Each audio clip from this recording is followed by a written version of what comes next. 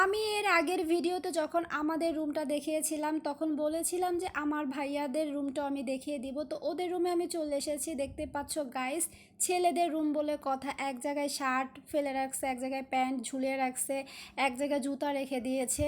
তো ছেলে মানুষরা একটু অগোছালোয় থাকে, তাদের রুম দেখলেই বোঝা যায়। হে এভরিওয়ান, আসসালামু আলাইকুম, কী অবস্থা সবার, কেমন আছো? আলহামদুলিল্লাহ আমি অনেক বেশি ভালো আছি। তো আজকে সন্ধ্যাটা একটু মেঘাচ্ছন্ন ছিল, বৃষ্টি বৃষ্টি ভাব, গুড়ি গুড়ি বৃষ্টি ছিল, মনে হয় অনেক বেশি বৃষ্টি হবে এরকম একটা অবস্থা। তো এখানে আমার হাজব্যান্ড হচ্ছে এখানে জিমের একটা প্লেস ছিল, ওখানেও জিম করতেছিল। আমি যে কয়দিন এখানে ছিলাম এটা হচ্ছে আমার রুমের নিচেই দোলনাটা ছিল, এই দোলনাটা আমার অনেক বেশি ফেভারিট ছিল। আরেকটা দোলনা ছিল, ওটার চেয়ে এটা আমার কাছে ভালো লাগতো। আমি এখানে অনেকটা সময় দুল খেতাম, বসে থাকতাম, অনেকটা সময় টাইম স্পেন্ড করতাম, ভালো লাগতো। ওই দোলনাটাও আমার কাছে ভালো লেগেছে, কিন্তু এইটা একটু বেশি, মানে একদম অনেক বড় স্পেস ছিল, শোয়া যেত, এরকম অনেকটা সময় শুয়েও থাকতাম, খুবই ভালো লাগতো।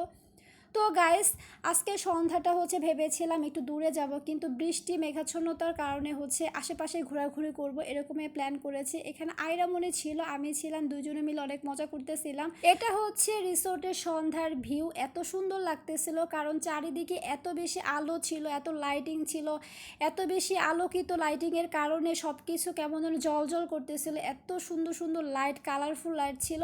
তো আমি হচ্ছে এখান থেকে ফুল ছিঁড়ে নিতেছিলাম, একটা ফুলও আমার হাত থেকে বাঁচে না, সবগুলো আমি সব গাছ থেকে একটা একটা করে ছিঁড়ে নিতেছিলাম। রাত্রেবেলা কিন্তু ফুল পাতা ছিঁড়তে হয় না, এটা আমি জানি, তবু ওদেরকে বলে নিতেছিলাম যে ফুল পাতা তোমাদেরকে ছিঁড়ে নিতেছি, তোমরা কিন্তু ব্যথা পেও না, আমাকে বকা দিও না, এসব বলে আমি আসলে নিতেছিলাম। ফুল কানে পড়তে মানে খোপায় গুজতে তো অনেক সুন্দর লাগে, তো আমি একটা ফুল আমার কানের সাইডে একটু গুজে নিলাম। তো এখানে হচ্ছে মিউজিক বাজতেছিল, মিউজিকের তালে তালে আইরামণি নাচতেছিল, এখানে আরও অনেক পিচ্ছি পাচ্ছি ছিল, ওরাও নাচতেছিল, খুব মজা করতেছিল ছোট ছোট বাচ্চারা। তো আমিও আবার হচ্ছে মিউজিকের মানে মিউজিক শুনলে আমিও একটু ঠিক থাকি না, আমি একটু মানে নাচানাচি শুরু করে দেই।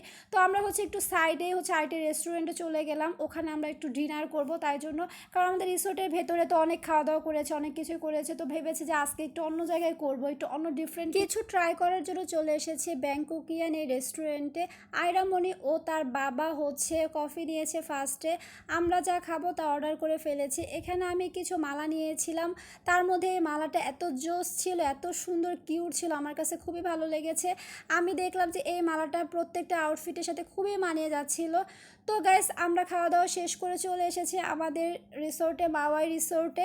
এখানে তো রাত অনেক হয়ে গিয়েছে, এখন ভেবেছি যে রাত্রের বেলা এখানে একটু ঘোরাঘুরি। এখানে নর্থ সাউথ ইউনিভার্সিটির স্টুডেন্টদের কালচারাল একটা প্রোগ্রাম হবে, তার জন্য ওরা সারা রাত ভরে প্রোগ্রামের অ্যারেঞ্জমেন্ট করতেছে, ওরা স্টেজ করতেছে, দেখতেছি সুন্দর করে ডেকোরেশন করতেছিল, ওগুলো আমরা বসে বসে এনজয় করতেছিলাম, দেখতেছিলাম। কনসার্টের অ্যারেঞ্জ করবে আর কি, ওদের হচ্ছে শিল্প সংস্কৃতি বিভাগের স্টুডেন্টরা মিলাই হচ্ছে এগুলো সব করতেছে।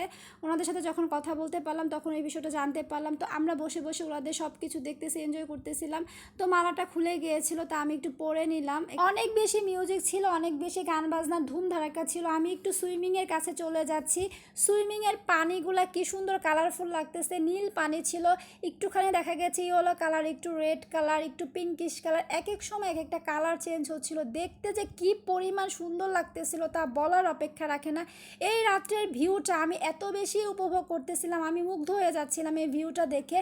চারিপাশটা খুবই সবুজ সবুজ লাগতেছিল, খুবই সুন্দর লাগতেছিল। তো এদিকে আইরামনির বাবা আমার সাথে মজা করতেছিল, আমাকে চেতানোর জন্য একটু উল্টাপাল্টা বলতেছে তুমি যে এইরকম করে ঘুরতেছো তোমাকে নিয়ে কিন্তু আশেপাশের মানুষজন হাসাহাসি করবে। তখন আমি বললাম তুমি একমাত্র ব্যক্তি বসে বসে হাসতেছো, এখানে কেউ কারোর দিকে তাকাইতেছে না, আমার দিকে তাকানোর মতো কারোর সময় নেই, সবাই সবার মতো এনজয় করতেছে, মজা করতেছে, এখানে কেউ কারোর দিকে তাকাইতেছে না। আমি উল্টা তাকে আবার বলে দিলাম এখানকার মধ্যে সবচেয়ে পছন্দের জায়গা ছিল এটা আমার, শুধু আমার না, এখানে যারা এসেছে তাদের সবার কাছেই মনে হয় এখানকার মধ্যে সবচেয়ে বেস্ট এই প্লেসটা ছিল, কারণ সবাই এই জায়গাতে বসে যে পরিমাণ এনজয় করেছে, টাইম স্পেন্ড করেছে, ওটা দেখেই বোঝা যায় আসলে। আইরামনিও এখানে অনেক বেশি মজা করতেছিল, একদমই ওপরে যেতে চাচ্ছিল না, ওকে অনেক জোরাজোরি করতেছিলাম যে ওপরে এখন যেতে হবে, ঘুমাতে হবে। তো সবার সাথে বাহিরে অনেক মজা মাস্তি করে ওপরে চলে এসেছি, ঘুমানোর উদ্দেশ্যে ফ্রেশ হয়ে নিয়েছিলাম। তখন রাত 3টা বাজে, আমার একটু ঘুম আসতেছিল না, রিমঝিম বৃষ্টি পড়তেছিল। আমি বাহির থেকে বারান্দা থেকে বাহিরের ভিউটা দেখতেছিলাম, ওই মুহূর্তে অনেকেই বাহিরে বৃষ্টিতে ভিজতেছে, আড্ডা দিতেছে। তো আজকের মতো এ পর্যন্তই থাকবে, পরবর্তী ভিডিওতে থাকবে এরপরে কি করলাম না করলাম সব কিছু একসাথে। সে পর্যন্ত তোমরা ভালো থেকো, আল্লাহ হাফেজ।